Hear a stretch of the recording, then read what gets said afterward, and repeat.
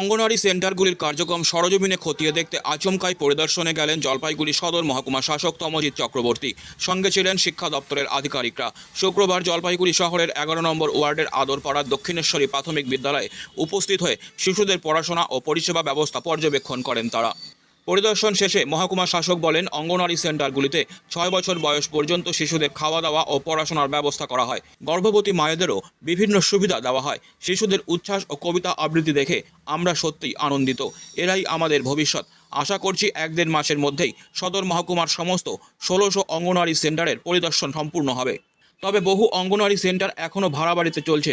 এ বিষয়ে তিনি জানান, পুরসভাকে জানানো হয়েছে, জায়গার ব্যবস্থা হলে আমরা নতুন সেন্টার নির্মাণ করব।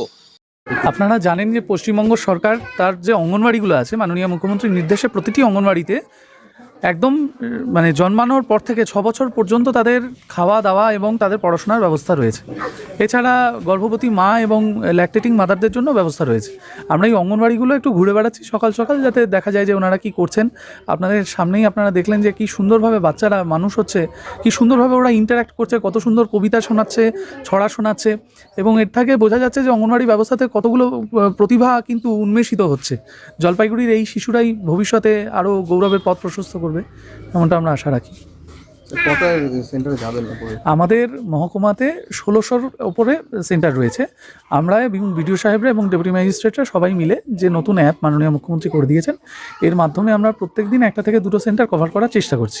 এবারে একটা সেন্টার পরিদর্শন করলে সাধারণত 20 থেকে 30 মিনিট সেখানে সময় দেওয়া উচিত। সুতরাং সেই অনুযায়ী আমরা প্রতিটা অঙ্গনওয়াড়ি সেন্টার যাতে অন্তত 1 মাস থেকে 1.5 মাসের মধ্যে কভার করা যায়, সেভাবে আমরা উদ্যোগ নিচ্ছি। আপনারা তো দেখলেন বাচ্চাদের, আমার সমস্যার দিক থেকে বরঞ্চ আমি সুযোগের দিকে চলে যাচ্ছি। যে আমার মনে হয়েছে যে এই শিশুদেরকে আমরা যদি ভবিষ্যতে আরও ট্রেন করতে পারি। এদের মধ্যে কেউ কেউ আছে কি সুন্দর ছড়া বলছে, ওদের মধ্যে একটা সহজাত সত্তা গড়ে উঠেছে শিক্ষার এবং সংস্কৃতির। এটাকে আমরা আরও এগিয়ে নিয়ে যেতে চাই। সাহেব, শহরে বহু সেন্টার যেখানে নিজের কোনো বিল্ডিংয়ে চলছে না, ভাড়া বাড়িতে, ওটা ওনাদেরকে বলাও হয়েছে, জলপাইগুড়ি পৌরসভাকেও জানানো হয়েছে। আমরা খুঁজছি যাতে নতুন কোনো বাড়ি পাওয়া যায় বা স্পেস পাওয়া যায়, যেখানে সরকার তো প্রচুর পয়সা ব্যয় করছেন এর জন্য, এবং নতুন অঙ্গনওয়াড়ি তৈরি করেও দেবেন যদি জমি পাওয়া যায়। অঙ্গনওয়াড়ি সেন্টারের কর্মী অপর্ণা পাল দাস বলেন, শিশুদের পড়াশোনা, খেলাধুলা এবং পুষ্টি নিশ্চিত করার জন্য আমরা সব রকম চেষ্টা করছি। প্রশাসনের নজরদারি আমাদের আরও ভালো কাজ করতে উৎসাহ দেবে। SDO sir, CDPO sir, supervisor madam কি দেখলো, কি বললো?